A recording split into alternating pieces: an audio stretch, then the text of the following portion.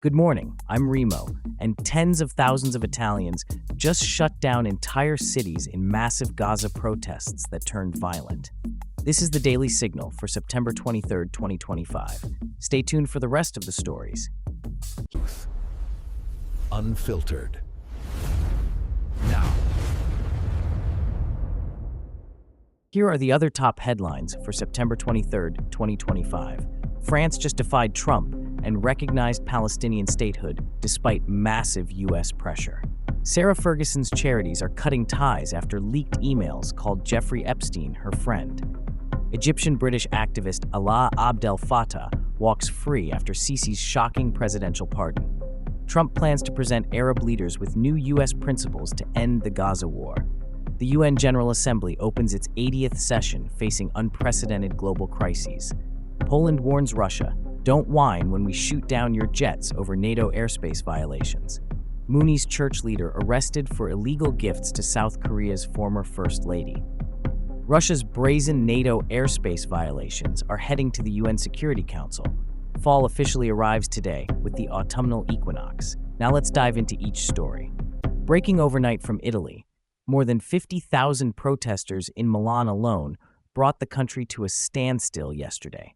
This wasn't just a march. Workers shut down ports, blocked transport, and demanded Italy stop supporting arms shipments to Israel. Here's what happened. Italian protesters coordinated the largest demonstration in decades against the Gaza conflict. They specifically targeted government complicity in what they're calling genocide. Workers and youth joined forces to paralyze major cities. The violence escalated when police clashed with demonstrators. Italian Prime Minister Giorgia Meloni fired back, calling protesters hooligans and condemning the destruction of private property. Why this matters? This represents growing European backlash against Middle East policies. Italy could face pressure to shift its foreign policy stance, potentially affecting NATO unity and Western support for Israel. Meanwhile, in France just delivered a diplomatic bombshell by officially recognizing Palestinian statehood, directly defying U.S. pressure under Trump's continued influence. This is unprecedented. France broke ranks with American Middle East policy at the worst possible time for U.S. diplomacy. The recognition signals France's independent foreign policy direction and challenges U.S. attempts to isolate Palestine diplomatically. The immediate impact. This move has already sparked diplomatic friction with Washington. No formal sanctions yet, but the Trump administration is reportedly furious. Here's why you should care. This could trigger a domino effect across Europe. Other EU nations might follow France's lead, fundamentally shifting the geopolitical balance and undermining decades of U.S.-led Middle East strategy. Speaking of Trump's Middle East plans, Donald Trump announced he'll present Arab leaders with a new U.S. framework aimed at ending the Gaza war. This isn't just another peace proposal, it's a potential game changer. The key details. Trump's initiative reportedly includes specific ceasefire terms and major economic aid packages.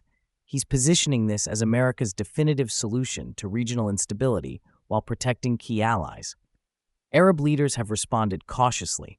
They're welcoming engagement, but insisting on conditions that respect Palestinian rights, a potential sticking point. Why this matters now? With Italy in chaos and France breaking ranks, Trump needs Arab support more than ever. This framework could either restore U.S. influence in the Middle East or expose the limits of American diplomatic power. This connects to our next story about rising tensions. Poland just issued the harshest warning yet to Russia. You have been warned. Don't whine if your jets are shot down in NATO airspace.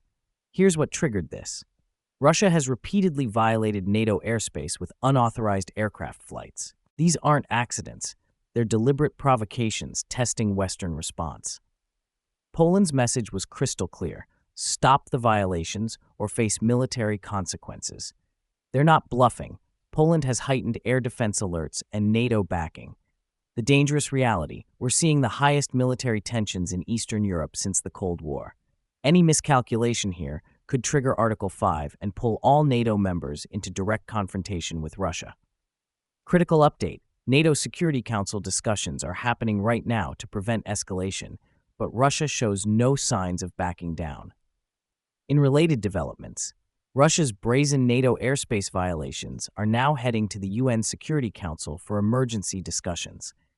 This escalation means the international community is taking these violations seriously as potential acts of aggression. The UN is scheduling emergency talks specifically to address what diplomats are calling an unprecedented pattern of hostile behavior. Here's the critical detail you need to remember. Russia sits on the Security Council with veto power. They can block any formal condemnation, making this more about international pressure than binding action. Why this matters? The UN involvement signals that NATO airspace violations are now viewed as threats to global security, so that not just regional tensions. This raises the stakes considerably for any future incidents. Meanwhile, in a surprising development from Egypt, Egyptian-British activist Alaa Abdel Fattah walked free yesterday after President Sisi issued a shocking presidential pardon. This news stunned human rights groups worldwide. Here's why this is huge. Abdel Fattah was imprisoned on political charges related to pro-democracy protests. His release is extremely rare, given Egypt's ongoing crackdown on dissent. The real story: this pardon likely came under massive international pressure, not from Egyptian generosity. Abdel Fattah had become a symbol of political repression, and his British citizenship added diplomatic complications. What happens next matters. Abdel Fattah has already resumed calls for democratic reforms and remains active in human rights activism. But remember, one pardon doesn't signal systemic change in Egypt's authoritarian system. This detail will surprise you about the UN General Assembly. The UN General Assembly opened its 80th session yesterday, but here's what they're not telling you. World leaders are privately admitting this might be the most consequential gathering in decades. The staggering reality: the UN is simultaneously handling the Gaza crisis, climate emergencies, and the worst geopolitical tensions since World War II. The Secretary General called it multiple existential threats. Key development: the Assembly has already called for an immediate Gaza ceasefire and stronger climate adaptation efforts. But with major powers at odds, implementation remains questionable. Why you should pay attention? The UN's effectiveness in the next few weeks could determine whether international cooperation survives or collapses entirely. The stakes have never been higher, from international crises to personal scandals. Sarah Ferguson's charitable world is crumbling after leaked emails revealed she described Jeffrey Epstein as her friend. Multiple major charities have already cut ties. The damaging detail: these weren't old communications. The emails suggest an ongoing relationship that Ferguson tried to keep private. Charities are conducting emergency reviews of all their high-profile relationships. Here's what this really means. The Epstein network continues to create ripple effects years after his death. Any association, no matter how peripheral, carries massive reputational risks in today's environment. The broader impact: this highlights how the charity sector remains vulnerable to scandals involving their celebrity supporters and board members. In a completely different type of scandal from South Korea, the Unification Church leader, yes, the Moonies, was arrested for giving illegal gifts to South Korea's former First Lady. This corruption investigation is expanding rapidly. Here's the shocking part. Prosecutors suspect these gifts influenced actual policy decisions at the highest levels of government. We're talking about religious organizations directly buying political influence. The investigation is widening. Authorities are now examining all church-linked political donations across multiple administrations. Why this matters? This exposes the dangerous intersection of religion, politics, and corruption in one of Asia's most important democracies.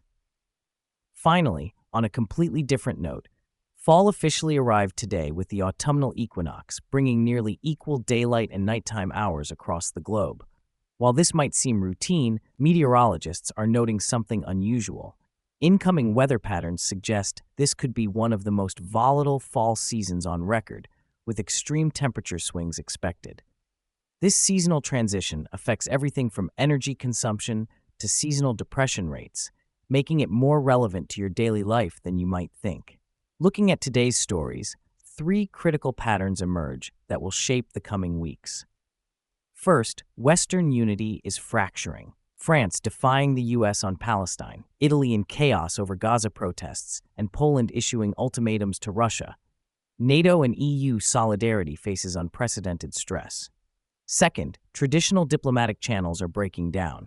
When the UN Security Council handles NATO airspace violations while the General Assembly tackles multiple existential crises, we're seeing international systems pushed beyond their limits.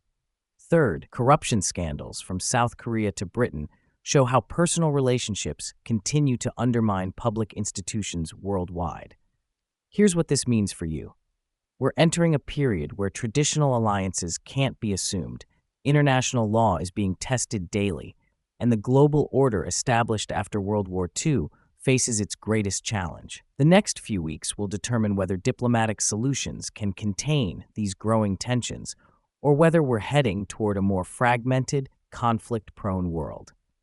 That's the Daily Signal for September 23rd, 2025.